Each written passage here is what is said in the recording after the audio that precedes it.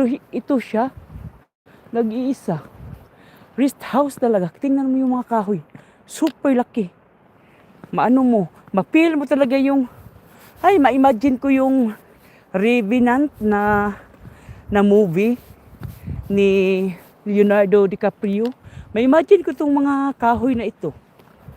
Ang ganda lang tingnan kasi hindi nakakatakot ba?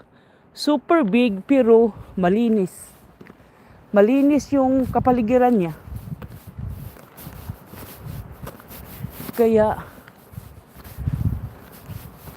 nakaka-amaze mga kahoy dito. Sa atin, kung doon ka sa bundok, nako, matakot ka talaga maglakad. Baka mayroong mga hayop na hindi mo maano ba, mga damo, baboy damo or anything.